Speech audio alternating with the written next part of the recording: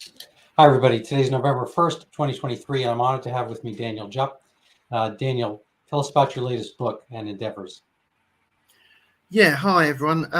My name's Daniel Jupp. I'm a British working class commentator on politics, particularly US politics, but more and more global lately as well.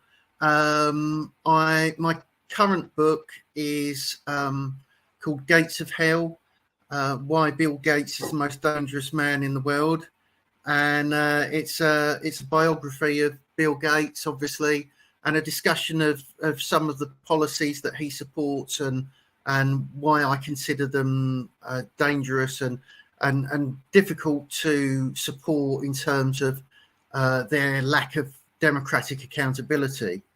So I discuss all sorts of things pertaining to the policies that Bill Gates has supported. Obviously, the mass vaccinations that he's very much in favour of, the accumulation of power, wealth, and influence that he's developed. So I go through all of that and include touching on some of the controversial topics like his friendship with Epstein. So there's nothing that I've refused to look at, and there's nothing that I haven't discussed in the book that most people will be thinking about Bill Gates and his influence. So I've read not all of your book, but I love your writing. I'd like to preface that I think you have a rapier pen, and actually people, you have a rapier pen, and Bill Clinton. I used to joke that Bill Clinton and Bill Cosby, I'm not sure who had the rapier wit. Yeah. Well, I mean, obviously that factors into the Epstein stuff as well, doesn't it? Yeah, no, it's funny because I don't know Jeffrey Epstein. As we say Epstein, as well. But from what I gather, he didn't have rapier wit, although he seemed to be rapier than many people in the history of mankind, at least statutorily. Yes.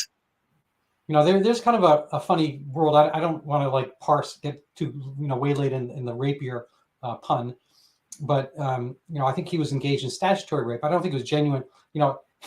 Without putting too fine a point on these things, there is what I call genuine pedophilia, which is children, and he was dealing with teenage prostitution, presumably as a matter of payment and so forth, and statutory rape, which is rape by definitionally age, but which somehow excludes if two 17-year-olds fall in love.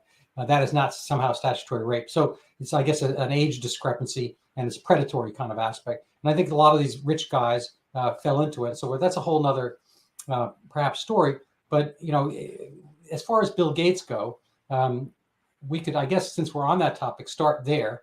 Is this kind of like the way of all flesh, as it were? You get money, and then, I think you actually bring up, kind of the awkwardness of Bill Gates as a person, and a lot of perhaps our tech billionaires have that kind of naturally or preternaturally or whatever.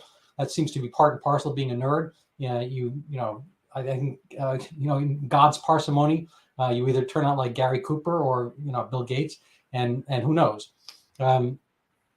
Anyway, so maybe you can kind of parse the story. We should probably start by saying that neither of us are kind of in the best position to say about guys who look like nerds, But I was glass houses and all that kind of stuff. We have glass screens, and frankly, I'm much uglier even than this. I've got tons of filters working at the moment. I know. I've got AI. I look like a kind of Lovecraftian monster without those. So yeah. So my wife is always she's wanted me to put on literal makeup, which I haven't done. I haven't stooped to that. But I said, if I put that on, can we actually have makeup sex? No, I'm just joking. That's so I've already gone into like a few landmines here. So let's get back on track. Bill Gates. Where would you like to start? I guess a central question I have is, if not him, who? there's going to be some billionaire in the void, and let's posit that something like Windows and the computer age was inevitable, and if it wasn't he, it would have been somebody else with money. And how much worse is he than the other kind of standard Ford Foundation, Henry Ford or whatever, with his anti-Semitism, whatever, kind of like moving along and positing his money, Warren Buffett. I don't know, like billionaires. Oh, What are they well, doing? we've seen, we're used to billionaires using their wealth to secure influence and then engaging in politics, which is fine to an extent. It's perfectly fine for someone to support a political party or even support a position or go into philanthropy. I'm not saying that the wealthy shouldn't do those things. It's the manner in which they're done, and the when it bypasses the checks and measures and balances of normal democratic accountability, that's when it becomes really dangerous, I think. And if you look at the methodology that Bill Gates uses, this isn't a man who simply kind of donates to a candidate that he likes. This is a man who, through funding the World Health Organization, for example, I mean, he supplies between 11 and 13% of their annual budget every year. But doesn't that give us world health?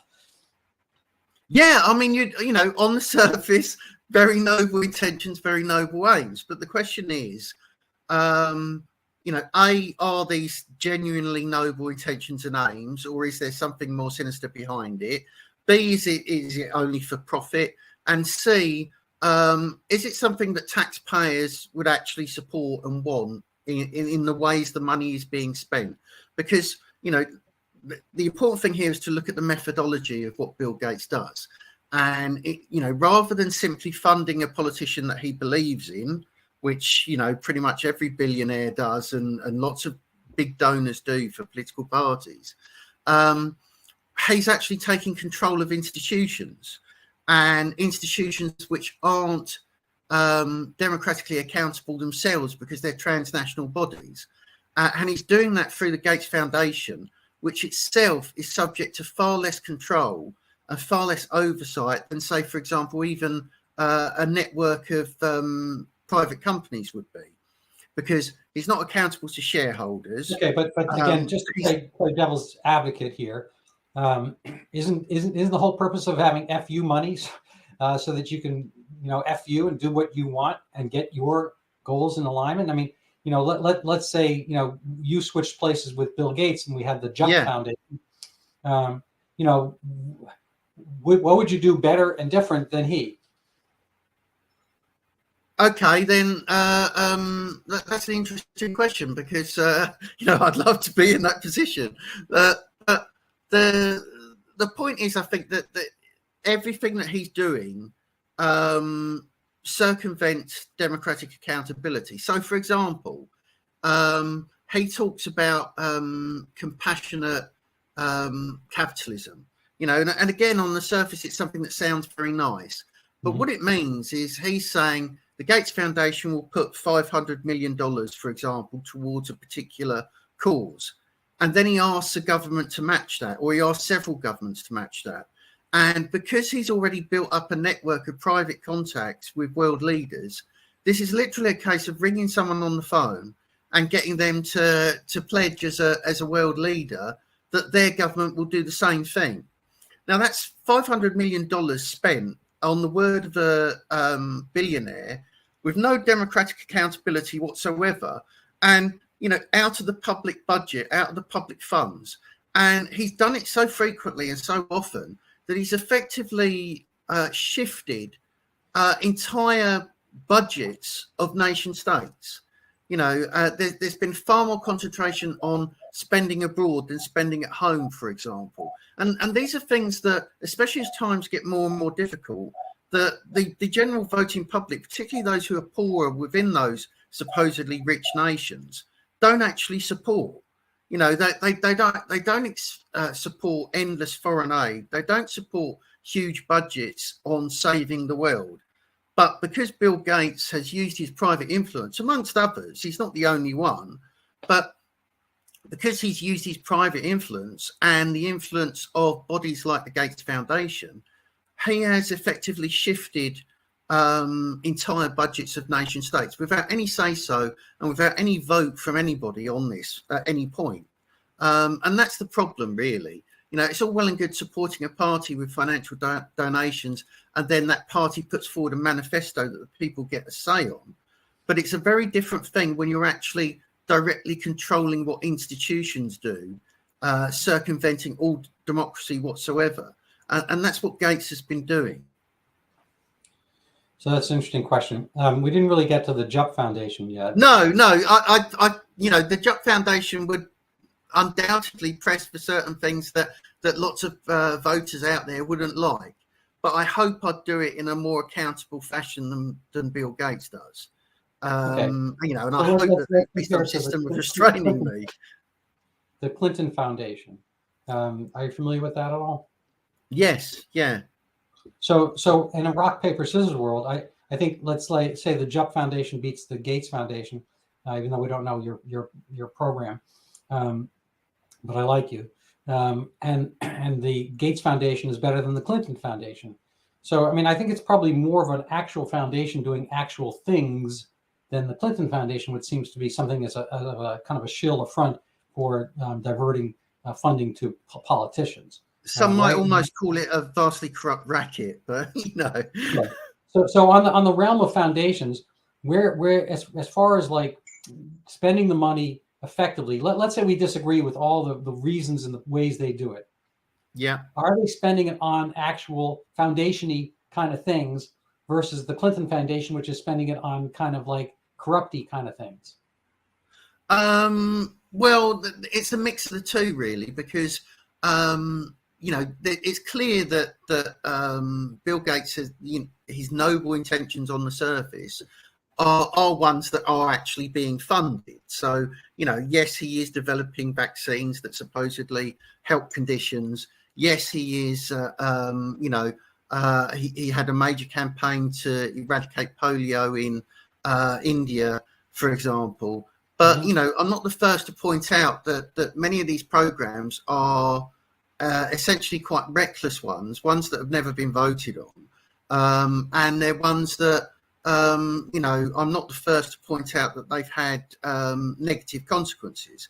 Now, obviously, we've seen since the you know, the biggest example is the COVID policies, and really how the Gates Foundation and a few other organisations, the World Health Organization, effectively took over the steering of the global response to the pandemic. And that's, you know, all well and good. He's claiming noble intentions, but really, do we really want one man deciding that, who hasn't been elected to any post, isn't a doctor, isn't an expert? You know, he's not a virologist. His expertise, if you like, is all self-acquired.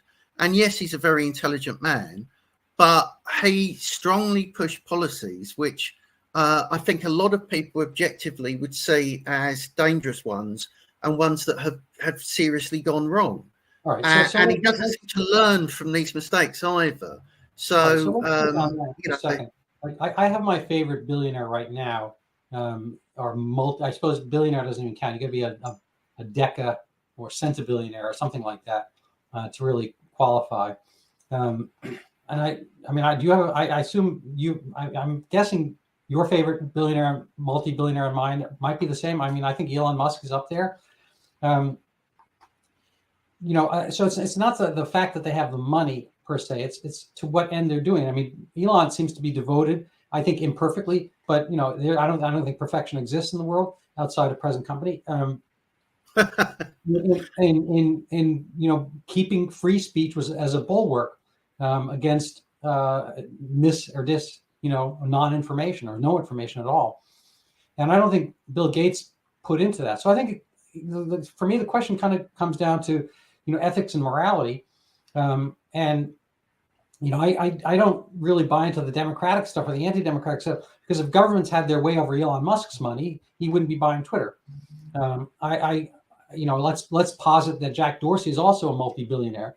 I was not enamored by him. I kind of think he's maybe a little bit a step above Bill Gates in at least the pondering in his meditative Rasputin-y monkish kind of way.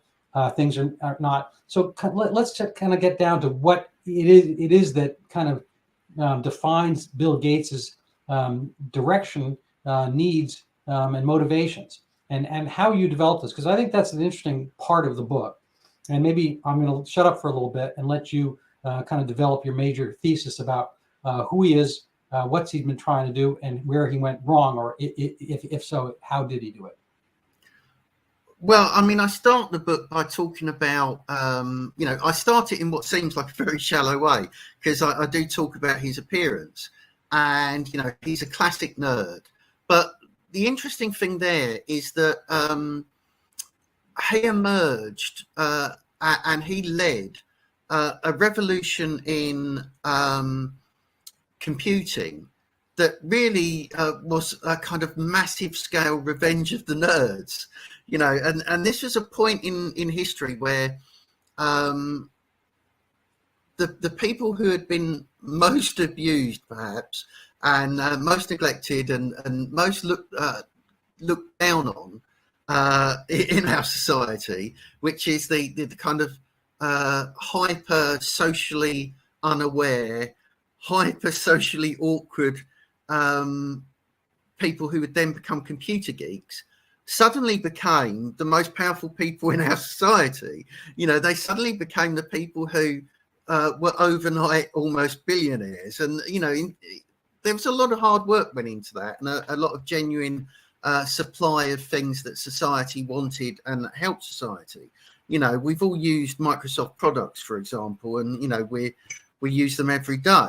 So the home computing revolution obviously did some good things, but it elevated these people who previously would have been in a kind of beta male category and kind of looked down on. For me personally, that's a better world, because I kind of physically fall into that category myself. But it's an interesting social shift, and I think it's one that has psychological repercussions.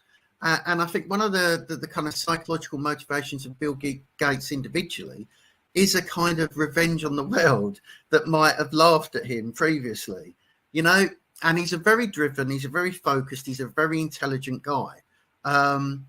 But he's also kind of sticking it to the ordinary guy, the kind of guy who might have been ahead of him at school or at college in certain ways, especially in sort of things like attractiveness to women.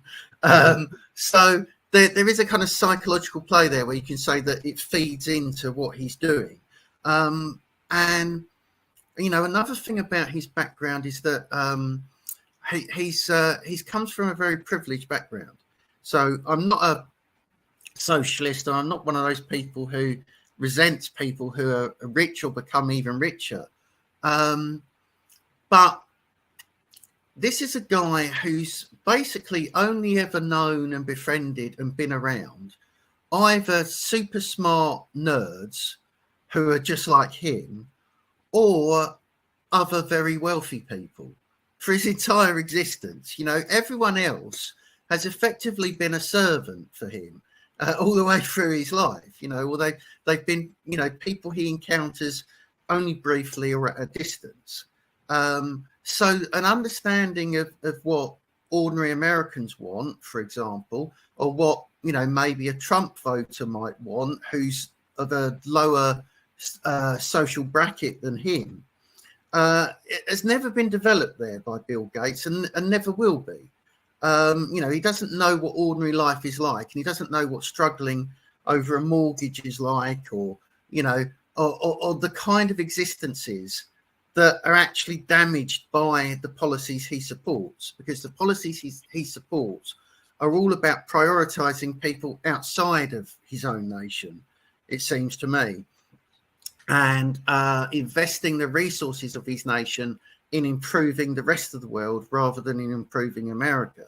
And he's not encountered the ordinary people who would naturally object to this process. So I think both of those things feed in, the privileged background and the kind of revenge of the nerve sort of psychological background. So I might have the word wrong, but is that noblesse oblige? I mean, is he doing what the nobility, that was their obligation previously to help the downtrodden, and he might be making a potentially accurate assessment that the people in the Congo are more needy of his money and attention than the people in Detroit. People in Detroit can be poor, they can be shot at and whatnot. People in the Congo are poor, they're getting shot at, and they don't have running water, and they have malaria. And he can maybe make more of a quantum change in their behavior if, I don't know, whatever he happens to do in those cases somehow change the mosquitoes that are doing this and that or whatever. I mean, just again. Well, my issue with it is not so much him giving his own money, it's him giving other people's money and giving, what's effectively people's tax dollars, and then taking control of the direction of those funds through the Gates Foundation. So, if he wanted to give away his entire fortune, as he suggested he would do in the Giving Pledge 20 years ago, this is a guy who 20 years ago said that he was going to give away the vast majority of his wealth to these causes. Well, fine, go ahead and do that. But what have we seen in the last 20 years? We've not seen Bill Gates' wealth decline. We've seen it double in that period. Although he's gone from the richest man in the world to the fourth richest man in the world, that's more about the kind of amazing rise of Amazon that's occurred in the same period, and the amazing rise of Elon Musk in the same period. So his wealth has done very well, even though 20 years ago he told us that he was going to give it all away. And you don't have to be the world's greatest cynic to wonder, how is it that 20 years ago he told us, and he did a giving pledge that he got Warren Buffett and other billionaires to contribute to, and that perhaps in one sense shows how influential he is, because he's directing what other billionaires do as well. All that time ago he said that they were going to do this and they were going to give their money away, and his fortune has increased because he's been investing in the things that he's been telling government are necessary and vital, and he's been getting government to invest in as well. So he's with the white hat of the philanthropist on his head. He's saying we need to save Africa, but with the black hat of an investor on his head, he's investing in the the agricultural businesses, the food development businesses, and the pharmaceutical businesses that profit from these policies. So there's an obvious indicator in the growth of his wealth as to why we might be a bit cynical about this process. Right. So you're saying his wealth has grown not so much through his Microsoft holdings as through some other ancillary business. Yeah, well, he's got in the book I give a description of at the time of publication where some of his funding was, and he does all sorts of things like tell us how for net zero we have to change our food habits, but he's also investing in alternative meats companies. When he goes to India and he talks with Narendra Modi and he talks to the Indian government and tells them about vaccination programs that are needed, he's also had investments in those companies. So this is not a entirely altruistic and disinterested stance at any point. His wealth has been growing. I actually like that you used the word disinterested correctly. That is one of my little pet peeves, that people don't use uninterested versus disinterested correctly, which you do. So that's in your favor. Therefore, I believe everything else you said. So I kind of like want to skim over the chapter heads. I have it on my my cell phone Kindle, and I haven't coordinated my other one. So let's just, you can pick and choose amongst these. The boss is a bastard. deeds or the resounding echo of fame, influence or the spider's web, and then the health funding network. Those are four. And maybe you can elide through some of those and give us a concept of where your thoughts went in this, and what actually in the gates of hell, what is the hell of Gates? Well, the hell for me is that this is one of the people who's most pressing what will, I think, be in effect a dystopian future. And it's already partly here. It will be a future of far less democratic accountability, a future that's much more ruled by a technocratic elite than by democracies, and a future where we'll be taking existential risks with human life and the survival of the human species, because we're doing things on such a vast technological scale that they can have vast consequences that are negative. You know, one of the things I talk about, it's not one of the chapter headings you mentioned, but one of the things I talk about is the series of experiments that Gates has been funding to supposedly deal with climate change. You know, whether you believe in climate change or not, or whether you believe it's man-made or not, you can certainly be skeptical about the processes and the solutions that are being proposed, because they're, you know, Bill Gates says himself that the quest for net zero, which is you know, reducing reliance on oil, reducing carbon emissions, reducing CO2 production, all of which is integral to the way our civilization is set up at the moment and the way our economies work. You know, Gates acknowledges in his books that this is the most radical top-down reorganization of complex economies ever envisaged. You know, he acknowledges that himself. And, you know, we've seen what happens sometimes with a top-down plan for radical reorganization. We saw that under Soviet 5-year plans, for example. Mm-hmm. You know, these are the sort of things that can lead on to people suffering famines. These are the sort of things that can lead on to mass death. You know, if they're handled incorrectly, if you say we're going to reconfigure the whole of society at once, and you do it badly, and those are the kind of risks, together with things like, you know, one of the things I talk about is the Scopex experiments that were conducted at Harvard. And these are, you know, fact checkers will immediately tell you, well, this is just a very small experiment to see if this works. And that's true. But what the experiments were doing was seeing if could blanket the upper atmosphere with material that would block out the sun to counteract the effects of climate change, you know, to reduce global temperature by 1 or 2 degrees and therefore counteract climate change. Well, you know, that is a Bond villain scheme. That's a scheme that could go disastrously wrong.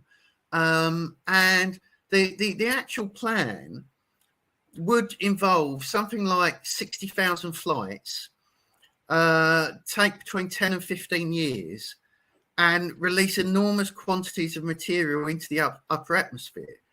And you know, this is the sort of thing that could accidentally create a nuclear winter, but it's something that's been seriously proposed, and it's something that he has helped fund.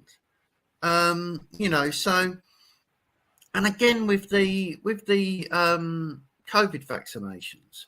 Now, you know, whether you support them or not, it should have been immediately apparent to everybody that injecting half the population of the planet was a rather serious and potentially dangerous thing to do, especially with an mRNA technology that had no long-term safety tests.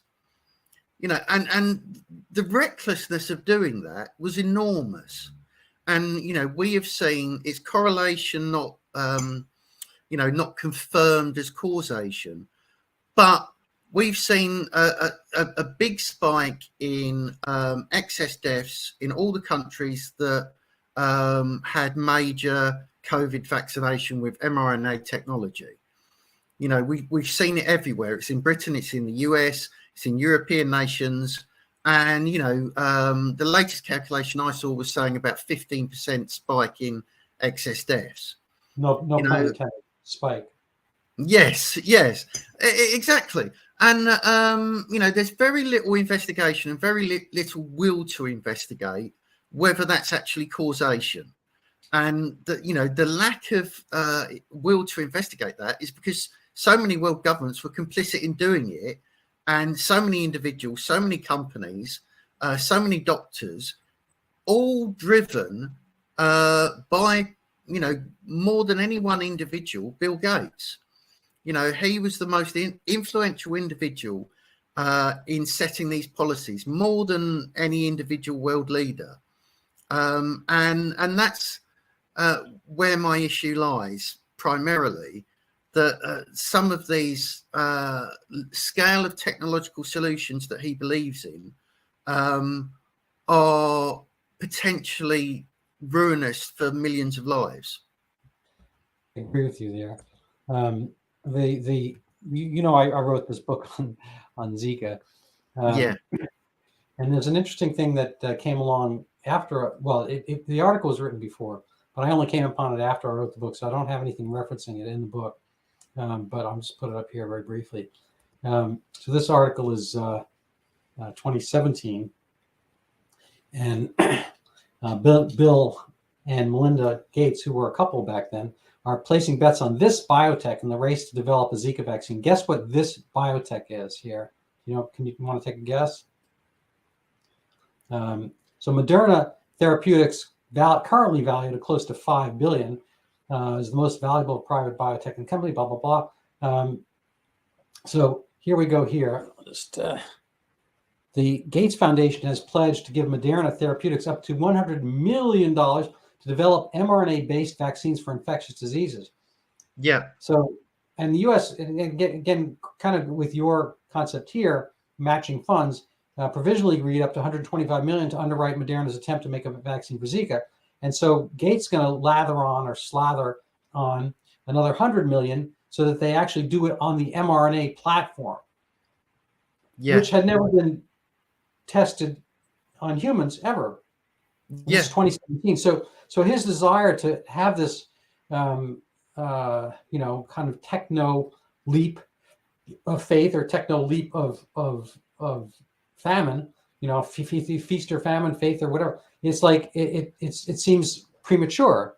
As it turns out, from my book and from our own eyes, Zika microcephaly disappeared as a phenomenon. It probably was never an actual phenomenon to begin with, but that didn't stop anybody, even in 2017 when it disappeared, to wanting to force a vaccine. And again, I don't want to jump, and make this about me, or my book or my concept, but it is a reasonable.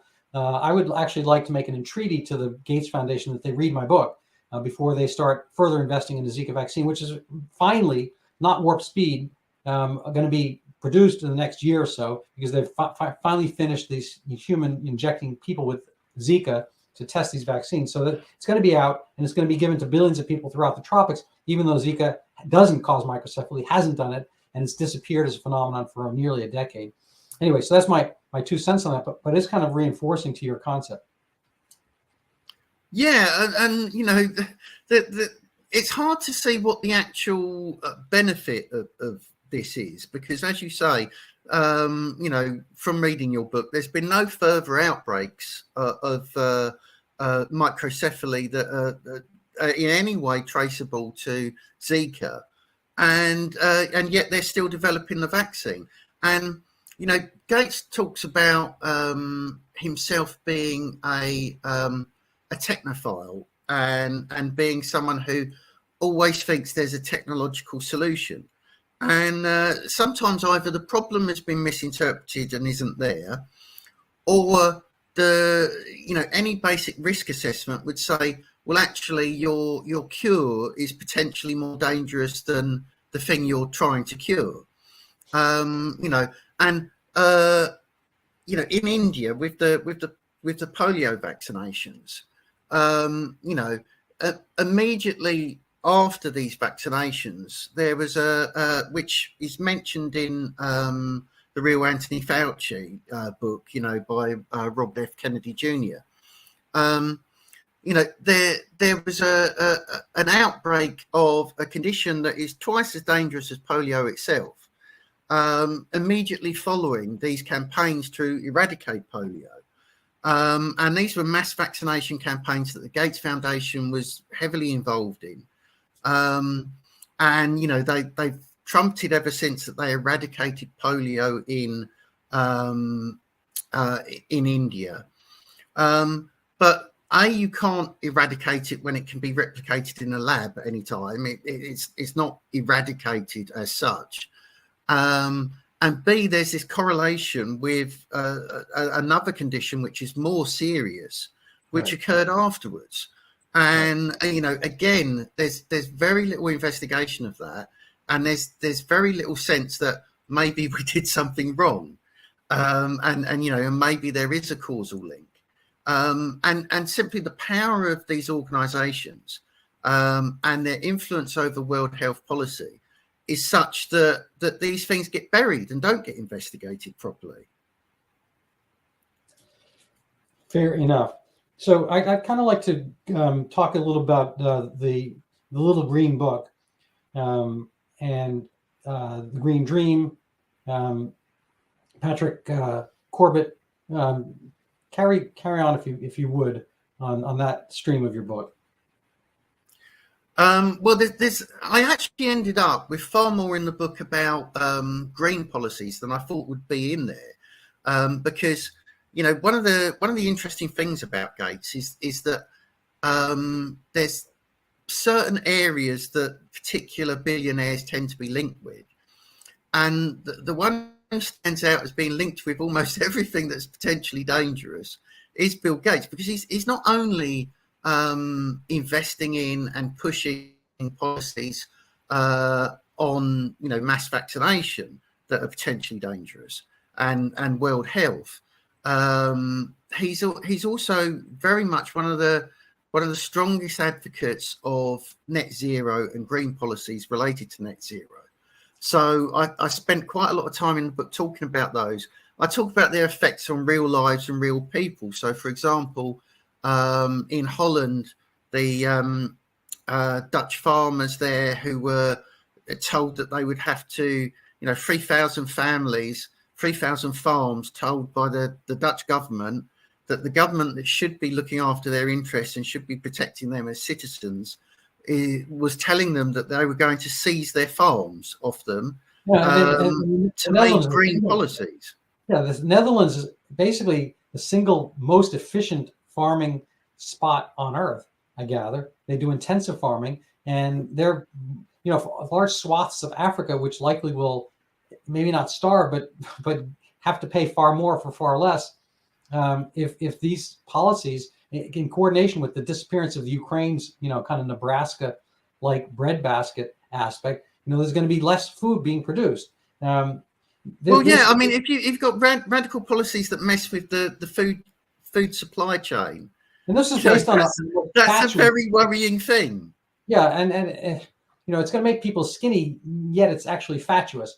That they're working on this concept of nitrogen, that somehow nitrogen. I mean, I guess they could, have maybe squeezed all they could out of carbon, and they're working their way through the upper right corner of the periodic table: oxygen, nitrogen, carbon, and I don't know what's the deal there. One of the ones I didn't get time to put in the book because it emerged as a story after the book was written, which kind of shows you the ludicrousness of so many of these allegedly green policies, is Bill Gates is one of the backers of a project to chop down and bury trees, and this is supposed to help with CO2 in the atmosphere. This is what has nature provided us with, which is the best system ever devised for releasing oxygen and taking in CO2. It's trees. It's idiotic because even if you bury it, it's going to get eaten. And as it gets eaten, animals, organisms, it's going to be good for the fungus and the worms, or the fungi, which I guess Bill Gates never was a fungi, but maybe he has aspirations at this point of becoming one. You're full of the puns today, aren't you? No, that's pretty much every day. I just don't always have people appreciate them. I hope you do. Anyway, but you basically you're going to have the same degradation cycle without the photosynthesis. So I mean, a tree, mind you, is actually at nighttime is producing more carbon dioxide than it produces, because it's a living thing and it has its own cellular functions and it needs maintenance. So it has to burn fuel, some of its own fuel to keep itself alive, and it produces CO2, but then it creates a lot more oxygen and takes the CO2, releases the oxygen part of the dioxide, releases the oxygen, and kind of goes anti-entropically and creates function, organization, and plywood. Well, it's nature's carbon capture, and it's doing it, in a way that gives us a natural resource. Well, and not only that, I think it's beautiful and it's living. I think people we went from green people being the people that were very suspicious of genetically modified organisms, didn't want those getting into the food chain, and loved trees and were joked about as tree huggers, right? That was the green idea, that was the green policy. And now we've got people supposedly on green grounds telling us to chop down millions of acres of trees. I know, it's absurd. I'm actually staring out at a couple of my neighbors in my ostensibly leafy green suburb for now. They want to make it into They want to make it into Tokyo. There's kind of this top, almost according to the Gatesian kind of theorem. They want to get rid of all our zoning constraints within our city, which is actually technically called the Garden City, as our nickname, and make high rises all over the place. Anyway, to be that as may, my immediate neighbors are greenish, and one in particular is, and he, along the lines of being green, cut down 7 trees that surrounded his house, and it's a small lot. It's like an eighth of an acre. And so those are all the trees pretty much. And he put up solar panels, but the trees were in the way of the solar panels. So he went green by getting rid of all the green. And it's an interesting concept because, there's all these externalities of producing the solar panel, getting back to the Congo, like mining, for I suppose that's more electrical cells and whatnot. But there's some, need to produce, the materials for these solar panels. And all well and good. I think if you pop them in the desert and you're not cutting any trees down, bravo. That's really awesome. But if you're doing it in leafy New England or leafy Kentucky or leafy Indiana, whatever, and you're cutting trees down to make solar panels, I think you have something wrong with you. I mean, it's not just. I think carbon capture is a reductive term. I was a chemistry major back in my, I forget which of my cat's feline lives I had, but in my second or third life, I was a chemistry major, and it's like I think they're missing out on the fact that just by calling carbon capture, it's not just capturing carbon; it is actually growth. It is life. That is the largest probably biomass life pattern on our Earth. Our plants, and it's not that just they're capturing carbon; they're actually producing stuff. They're producing all the fruit, vegetables, and frankly all the animals as well, because they're going to eat that stuff. One form or another. They grow more with more CO2 in the atmosphere as well. And plus, they give us something to hug. That seems to be ignored. If there were no trees, I would have nothing at all to hug. Yeah. So literally, it's and the genetically modified organisms one is one that gets me, because in the back when Monsanto tried to produce GM crops in the UK, I think it was in the 1990s, there was huge protests about that. But now they've given it a sort of green cover, and Bill Gates again is someone who supports this. They've given it a kind of planet-saving cover, And now everyone's kind of suddenly on the green side is, yeah, great. Let's put this into the food chain. Let's not really know what this stuff does Yeah, no, long term. it's a funny thing. All the kind of the nature people, Woodstock and whatnot, natural or whatever. Now it's not just let's say genetically modified plants, fine, whatever. Genetically modified people. I mean, we are transitioning, as it were, humans. We are taking away their genetic capabilities henceforth. So we're neutering them. That is in some way, at least it's genetic. Well, or Generally directly damaging their immune systems with mRNA vaccinations that for many of them were never necessary. Absolutely. So Bill Gates literally did write a green book. How to avoid a climate disaster. Which I find in a sense begging the question. I mean, it stipulates that there is a climate disaster that's coming. I mean, my father was funnier than me, and he. I don't believe that's possible. Well, fair enough, but he'd be at the bus station, and some of the kids would be there for separate reasons to take a school bus, whatever. And they're like, "Mr. Bach, what do you do?" He says, "I'm the lion catcher for the Bronx, which is part of New York City." And they're like, "There are no lions in the Bronx." He's like, "You're welcome." So my dad averted, lion disaster and tigers probably for the Bronx. So how to avert an impending lion and tiger apocalypse in the Bronx? Well, hire my dad. This is quite scary how me, you, and your dad think alike then, because ages ago at the height of the pandemic, I did a social media post about invisible tigers and offering people magic pebbles to protect them from invisible tigers. And the proof of its effectiveness was that nobody had been killed by an invisible tiger. And I said that's what these even at their best, that's what these vaccinations are currently working. Well, for most everybody, I do.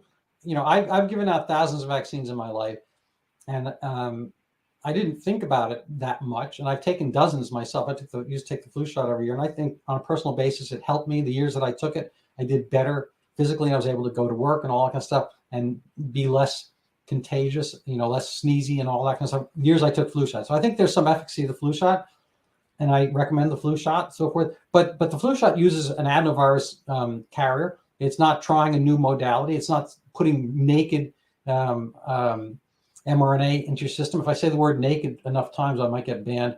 But probably I'll get banned for talking about mRNA before I talk about they ban me for using the word naked. But putting naked blueprints into your body when you don't have no guarantee exactly where precisely they're going. Mark Giraldeau, I'm going to have on next week, has the bolus theory of the vaccination.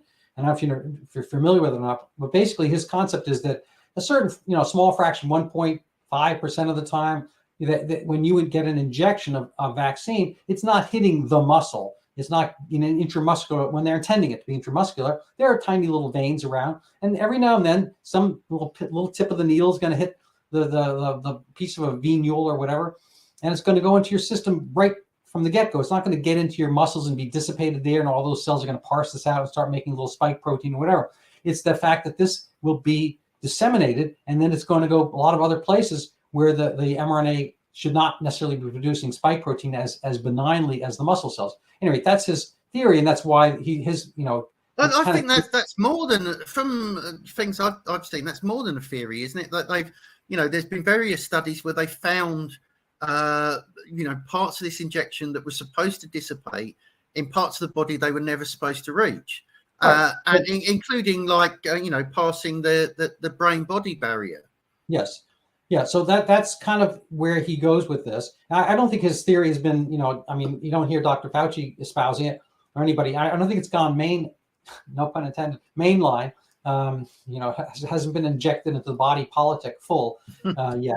But I think it's a reasonable stipulation. It's a reasonable possibility. Anyway, what's the point there? That flu shots, are not using the mRNA, and it was no reason here to jump to mRNA. So I think the real hubristic part and the Icarus like part is that you're going too close to the sun, and you're unanticipatedly, because of your hubris and brazen whatever, you're being punished and you fall into the sea. Now he hasn't quite yet. The Epstein logs have not been put into the national Mysteriously archive. not appeared. Yeah. Yeah. But And I mean, so, this relates to one of the things I say in the book, and it's that, as a sort of technophile who always thinks technology has an answer, and as someone who kind of has had huge success in the computing field, the methodology that Microsoft used was essentially to capture market share by releasing a product quickly.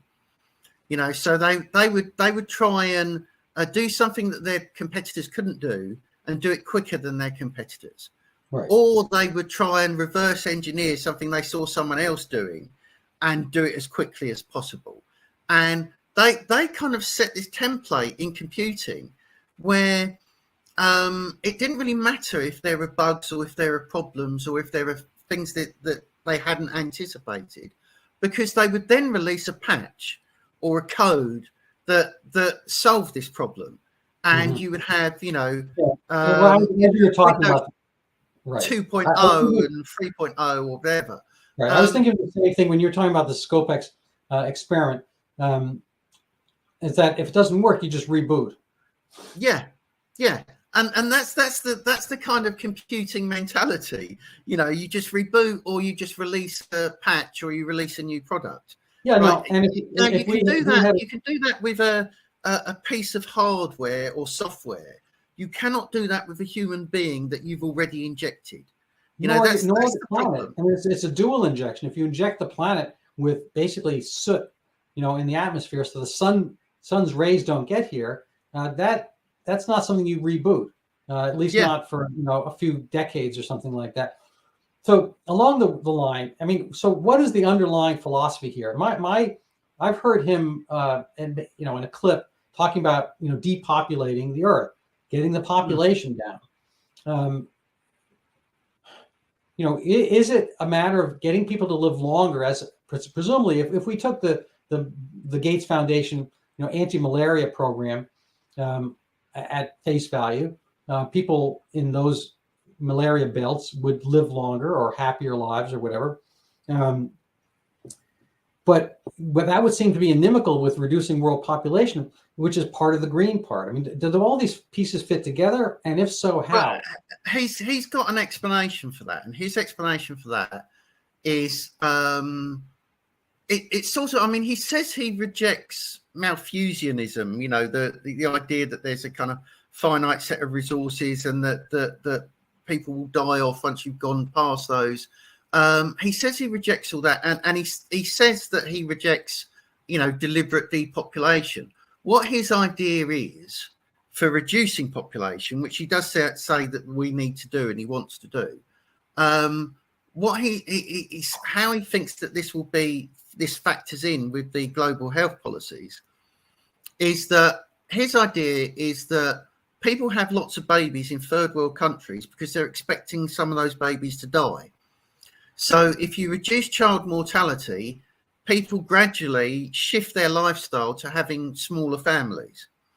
And then when they're having smaller families, because of the survival rates being better, you're reducing population while saving lives at the same time. So it's a kind of noble win-win.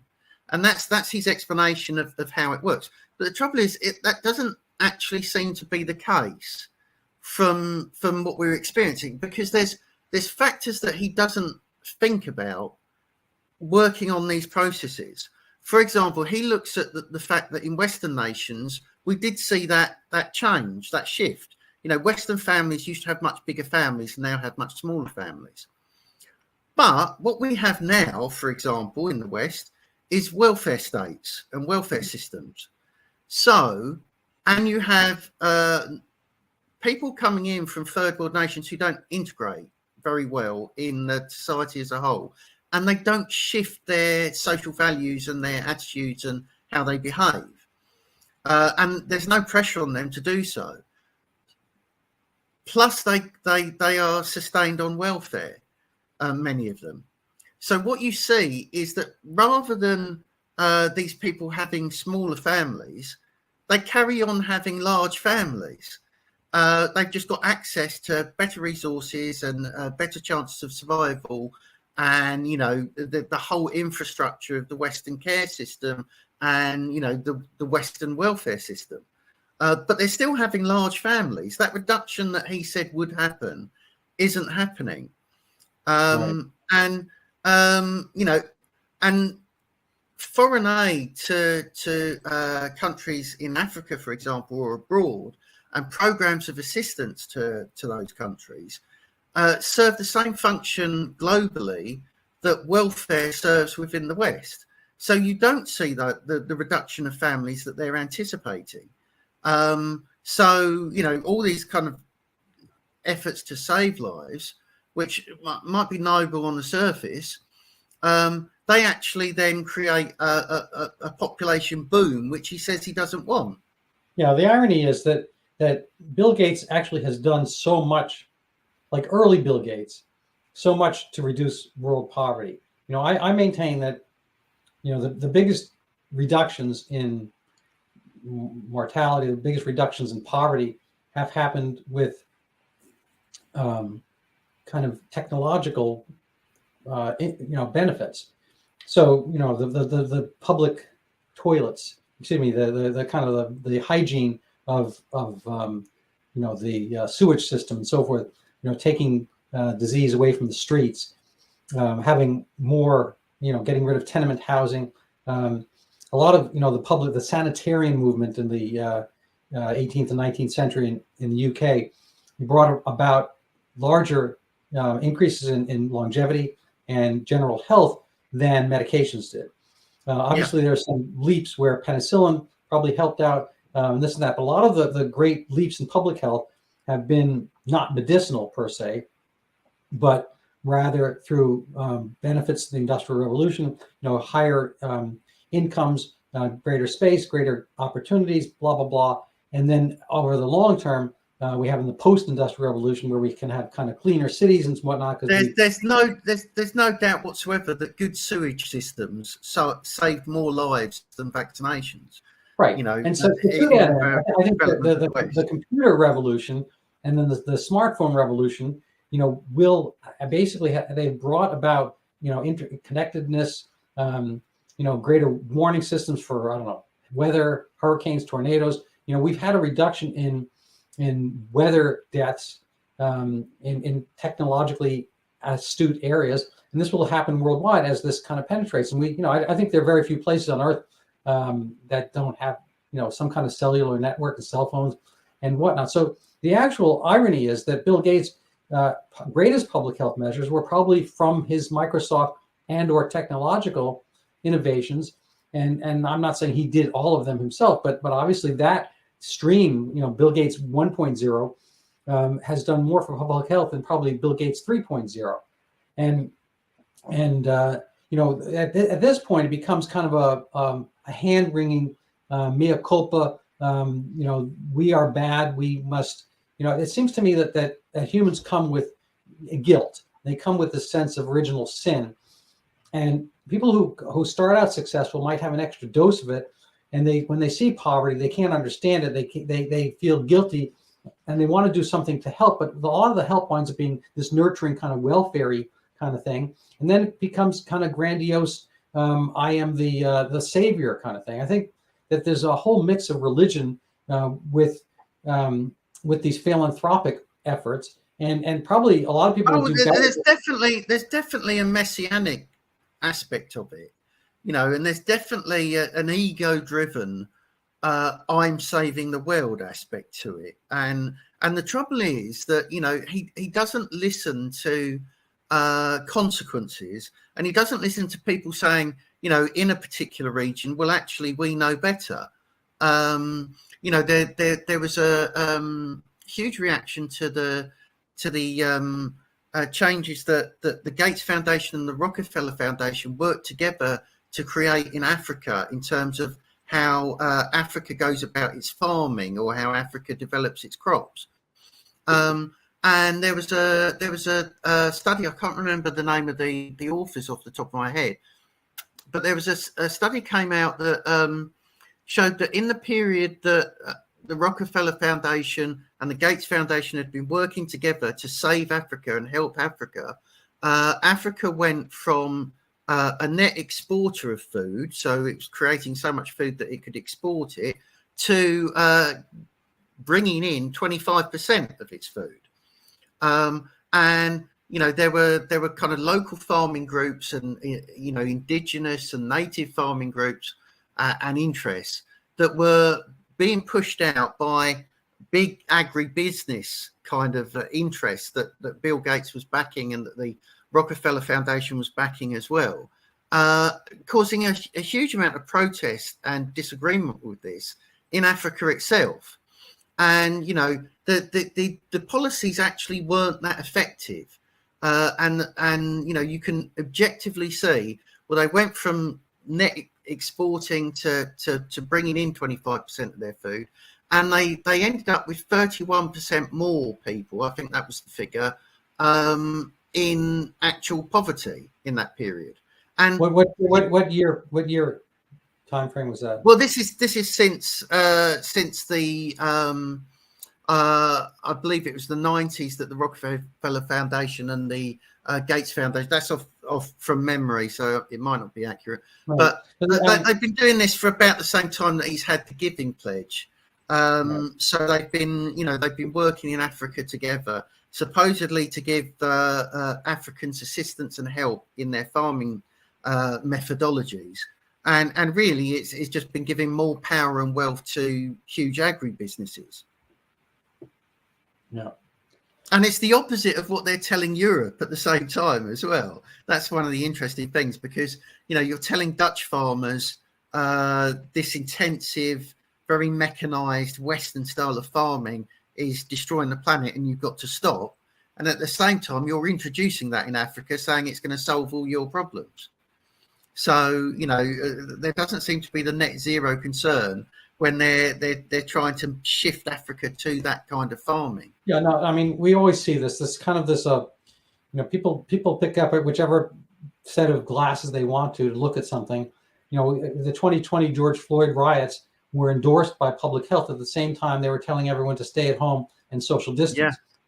Yeah. Because they decided there was a rock, paper, scissors world, that it was a greater that the paper of protesting out in the streets and burning stuff was kind of trumped.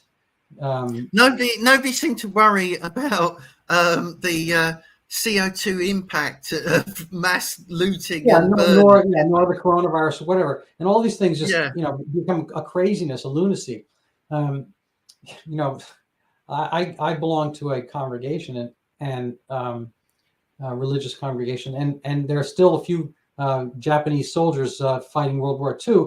In the sense of wearing masks, they're fighting the last war, and in this era of potential terror, like of the literal, I guess almost literal terror aspect. Well, and we know with masks, we've now had gold standard research methodology, exhaustive analysis from the Cochrane Library, gathering all the evidence and saying actually they had a negligible or no impact. In other words, they were completely useless. I agree. But they did have a negative impact in that they seem to have negative effects on child development, for example. So, this was a purely damaging thing and a pointless thing. And it was another thing that Bill Gates was supporting and pressing. So the question that I've kind of come up with is if there's a greater risk that a Hamas or like-minded terrorist might threaten your congregation, should everybody who's wearing a mask all of a sudden have a concealed weapon? I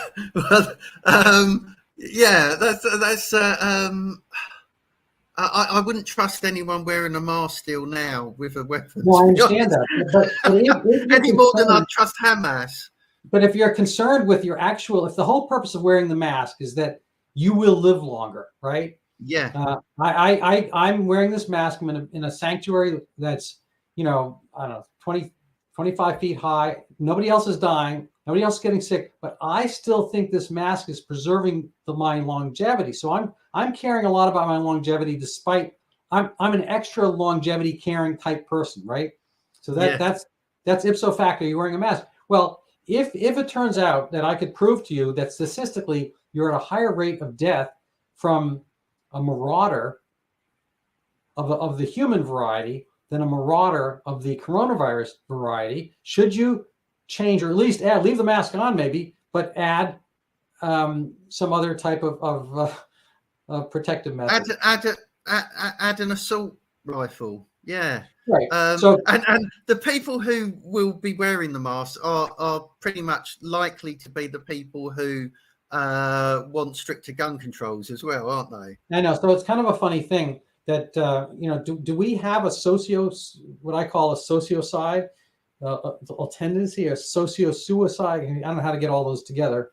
Sociocidal tendency.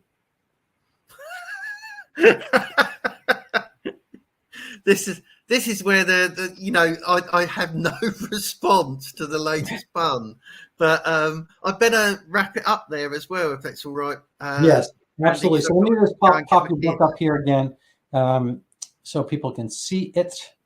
This is the Gates of Hell. Let me get it up on the screen here. It's the Gates of Hell, and Daniel is one of the few people on Earth to have read my book and survived it. So I'm going to pop it up here as well. There's my own self-promotion. And I read every page as well. So, that's your task with mine. And you lived through it. Yeah, I did. Yeah. So it was a great read. I will give you a boost here. It was a great read. Well, thank you very much. Maybe we can do a cross review.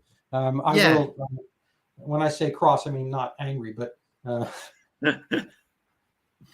right. I hope you didn't catch any viruses from me on this Zoom call. I know we had a Zoom call. Neither of us was wearing a mask. How reckless are we? It's not weird, but I am armed, so I'm dangerous. All right. Cheers, then, Randy. Good to speak to you again.